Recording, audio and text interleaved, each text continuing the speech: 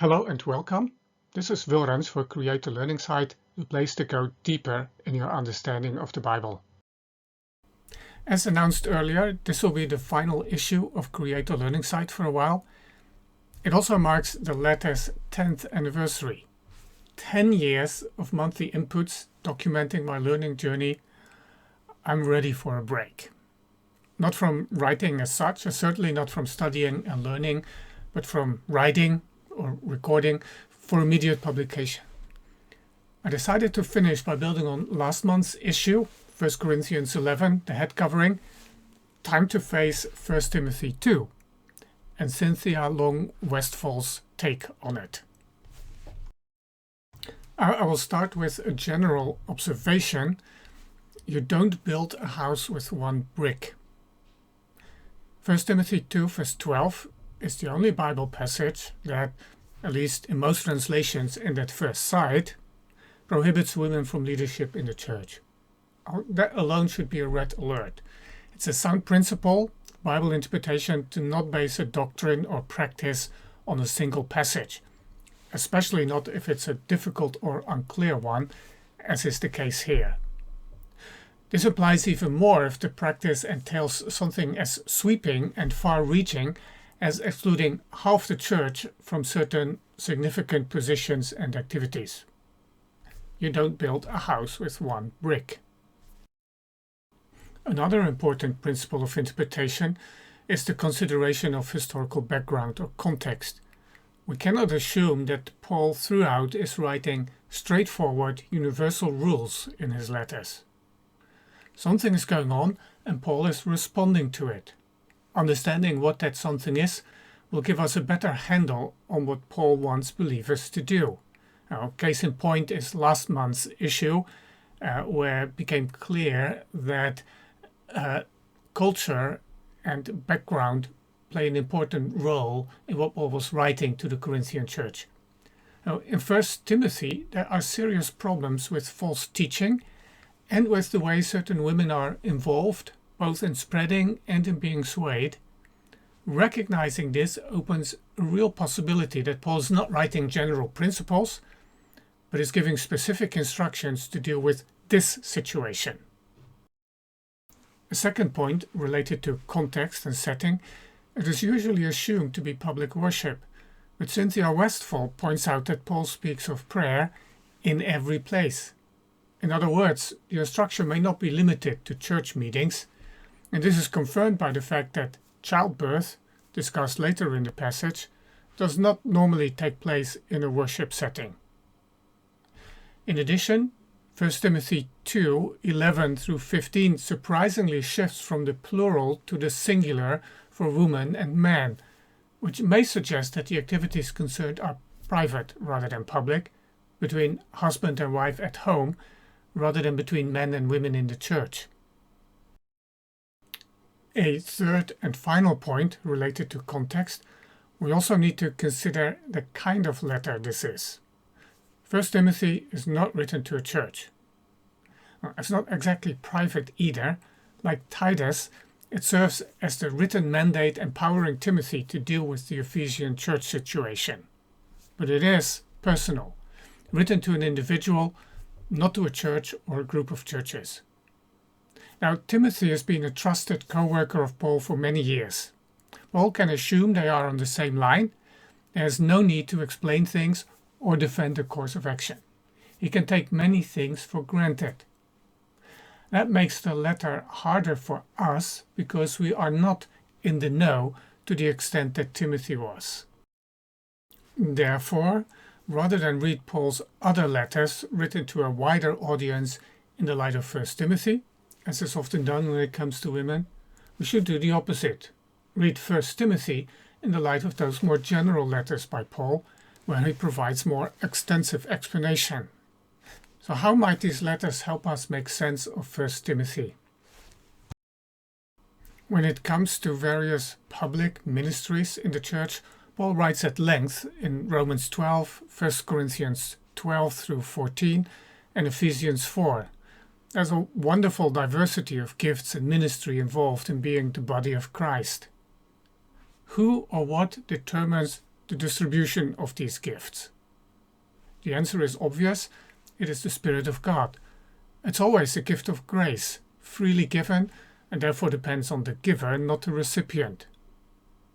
It appears that all members are expected to be gifted and to be active. Paul does not limit his address or certain gifts to the men in Rome, Corinth, and Ephesus. Gender plays no role here.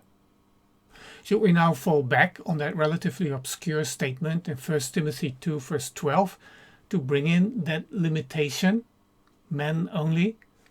Or should we rather conclude, based on Paul's general extensive teaching on ministry elsewhere, here in these 3 passages, that gifts do not depend on gender, and therefore something else, something out of the ordinary, is behind 1 Timothy 2? I would say that even before we look at our passage, we have a strong a priori case in favor of women teaching and leading. Something else is going on in 1 Timothy 2 that leads Paul to issue unusual instructions departing from his normal practice. To get a grasp on the something else in 1 Timothy 2, we need to consider these 4 things: a unique word, the exact nature of the prohibition, Paul's logic related to Adam and Eve, and the promise of salvation through childbearing. Now, the difficulties here are real and significant. This is not a case of disliking the plain and obvious instruction of the text and seeking a way out. Therefore, this passage should not be our starting point, and even less our cornerstone for thinking about female leadership. Don't build a house on it. The word in question is a verb, authentein. Like head in 1 Corinthians 11 and other passages, its meaning is much debated. Different from head, however, authentein is used only once in the entire New Testament. Well, that should give us pause. Why did Paul use such a rare word? It's rare in Greek too. Paul's usage is the first occurrence of the verb that we know of. Now, there are related words that do occur earlier, but not the verb. If Paul wanted to speak of authority in the church, there would have been other words used more regularly. Why such an unusual choice of words? Authentein is commonly translated with some variation of to have or to exercise authority, and occasionally it's translated something like to usurp authority. This alerts us to another question. Is the activity in question neutral, as in exercising authority, or is the activity negative, as in usurping authority, which probably never the right thing to do? It's usually assumed that the activity is off limits for women, but acceptable or even right for men. But Westphal rightly points out that to prohibit women from doing this does not mean it's endorsed for men. In fact, she goes through 300 occurrences of the verb in a Greek text database and finds no example where the verb refers to some kind of benevolent pastoral care by a pastor or church official. In her study of the term, Westphal applies systematically modern linguistic theory to the question, which includes paying attention to how a word is used in different contexts and settings, such as a public church meeting versus the sphere of the home. She also pays attention to uses with or without an object, and if with an object, whether the object is a person or is impersonal. After all, what might be okay to do to an object may not be okay to do to a person. Westphal's example is the eradication of illiteracy, which is a good thing, versus the eradication of illiterates. Not quite the same thing, even though it's almost the same words. After analyzing all relevant occurrences, Westphal concludes that the basic meaning underlying the verb is something like the autonomous use or possession of unrestricted force. And when the term is used with people rather than objects or actions as the object, the verb has a decidedly negative sense, with two exceptions. The first is the use of force or violence used legitimately by government officials or in divine judgment, which of course is still the use of force, forcing someone. The second is its use much later by the church fathers, significantly later than Paul, for ecclesiastical authority. And then it's rightly translated to have authority, but this meaning is too late to be relevant for 1 Timothy. We're talking 370. The way Westphal puts it, in the Greek corpus, the verb authenteo refers to a range of actions that are not restricted to murder. Yes, the verb could mean that too, or violence. However, the people who are the targets of these actions are harmed, forced against their will, compelled, or at least their self-interest is overridden, because the actions involve the imposition of the subject's will over against the recipient's will. Force, ranging from dishonor to lethal force. In the final analysis, we are left with a measure of uncertainty. There is the possibility that Paul is reacting to something quite specific that was related to the false teaching in Ephesus, for which authentane was the perfect term. Now, Catherine Clark Kruger was the first to offer such a proposal. She translated the word authentane to claim to be the author or originator of, and argued that female teachers may have been claiming that Eve was created first and gave life and or knowledge to Adam, which is why Paul had to correct this. No, Adam was created first. Now, there's another attempt at reconstructing a background setting, a very specific setting, tend to have a speculative edge to them. 1 Timothy just does not give us sufficient information to decide. If this is indeed the reason for the use of authentane, we may never know what exactly it refers to. Alternatively, authentane may, in the case of 1 Timothy, simply refer to culturally inappropriate behavior by women, best translated to domineer or to exercise force. Either way, in the days of Paul, authentane did not signify legitimate teaching and leadership by women. It had nothing to do with church leadership or pastoral office. And it's not wrong for women, but something for which men have a mandate. As Westphal puts it, Paul prohibits a woman from subjugating, controlling, or abusing a man, but he never commands a man to subjugate, control, master, or abuse a woman, even though such behavior was acceptable in Roman culture.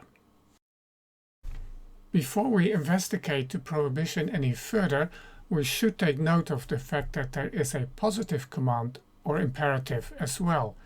Let the woman learn, quietly with all submissiveness. Most women in the congregation would be years younger than their husbands and were far less likely to have been educated. Therefore, they should learn by being taught, most likely at home by their husbands, who were to pass on the teaching that Timothy could not give to women directly. Paul is establishing a process to eradicate the false teaching in the church. That women generally lacked even basic education may well play a role in the prohibition that follows.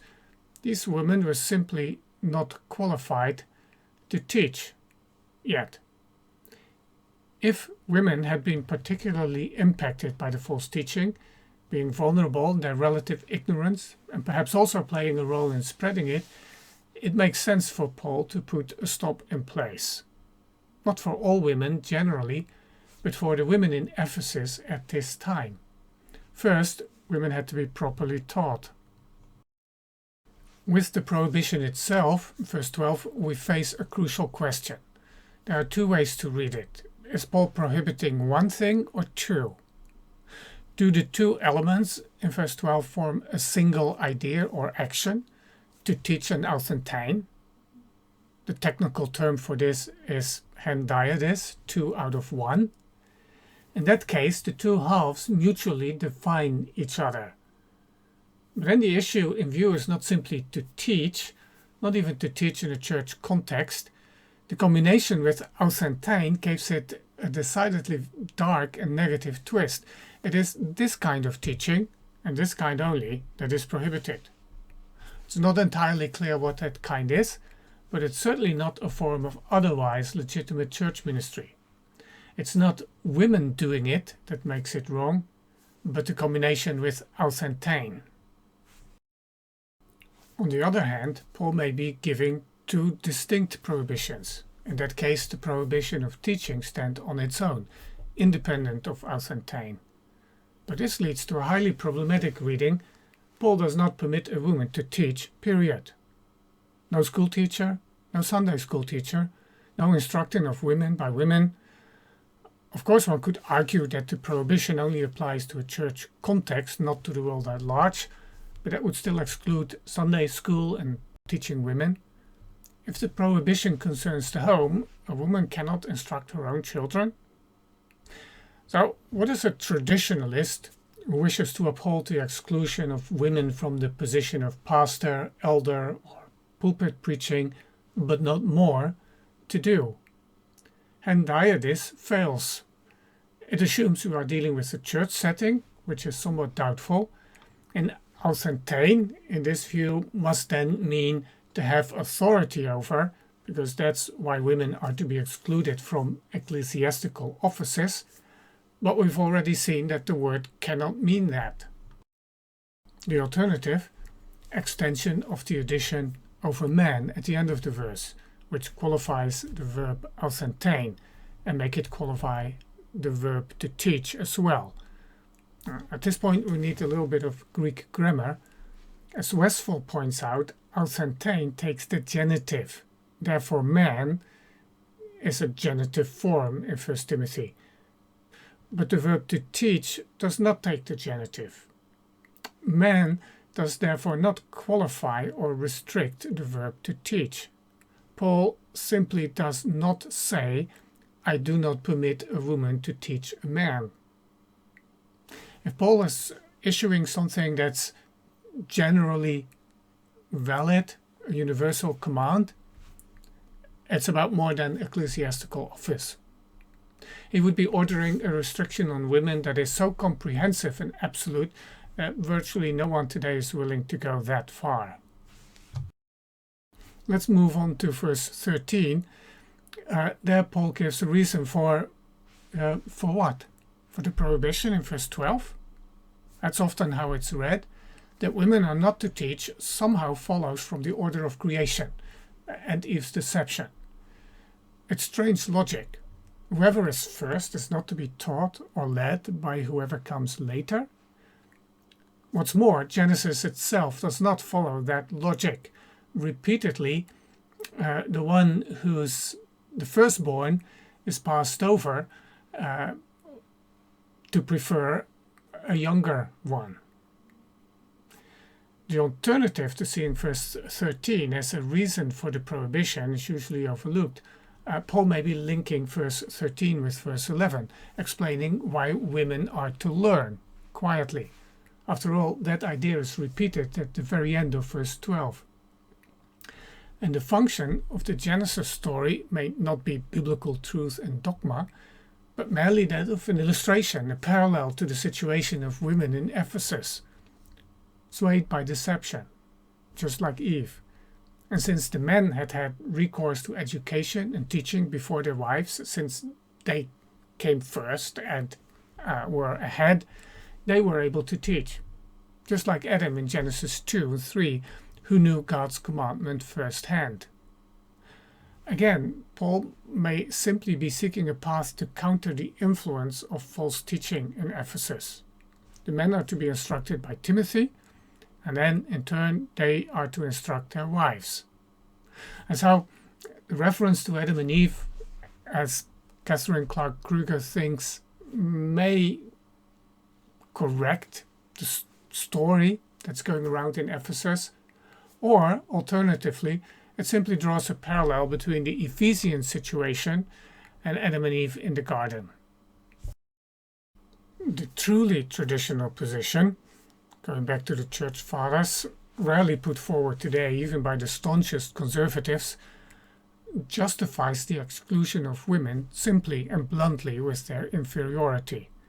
Women are inferior to men, as demonstrated by Eve, therefore they should not teach or lead men. This position at least makes some sense, if it were true.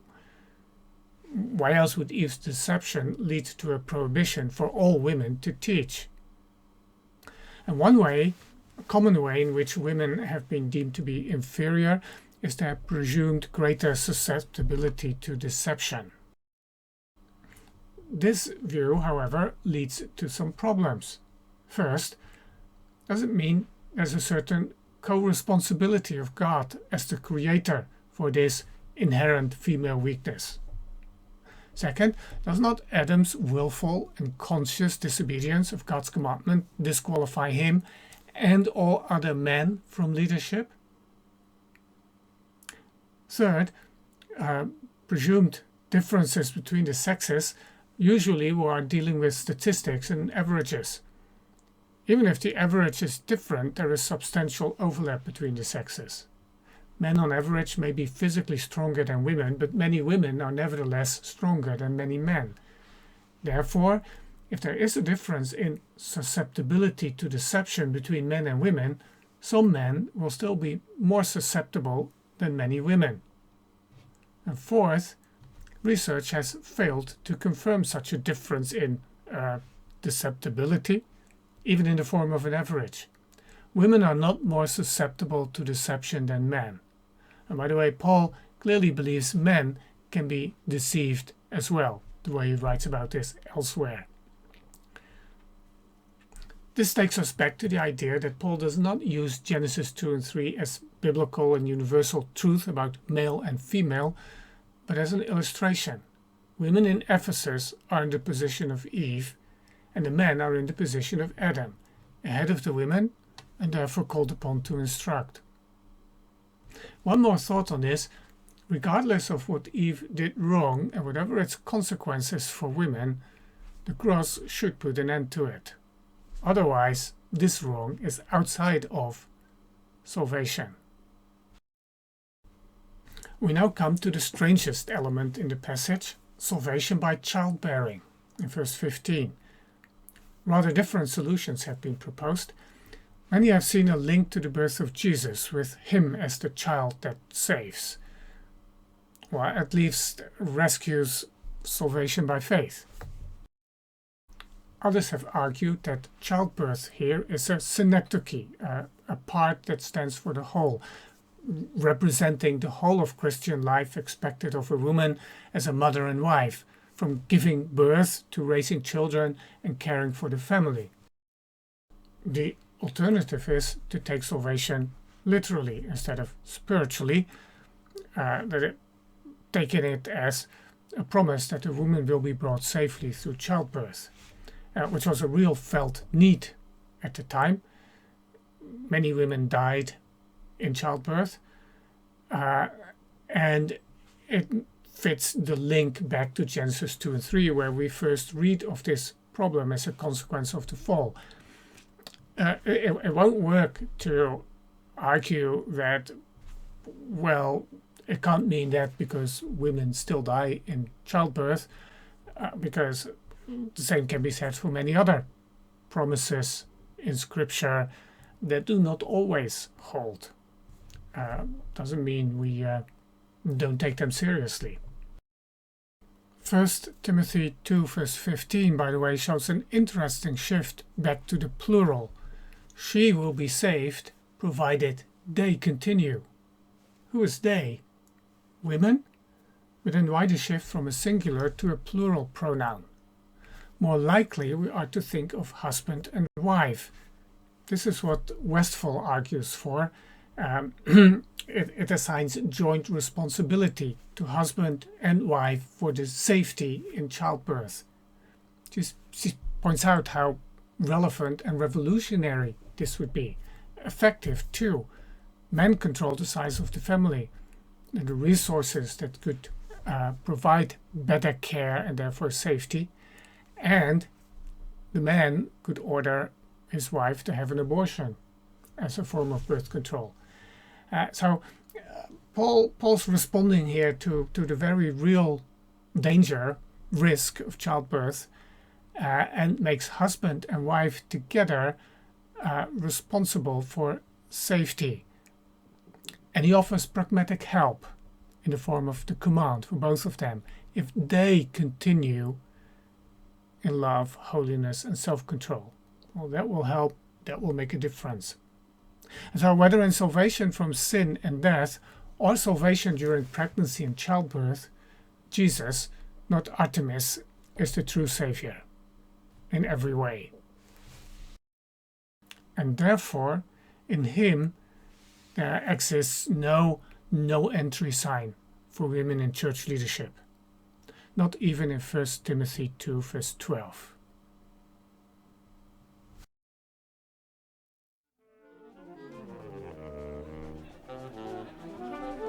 The show will be starting in just a few moments. Thank you for your patience.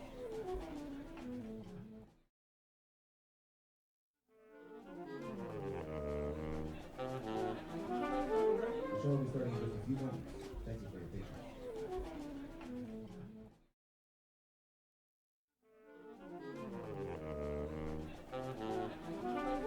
The show will be starting in just a few moments.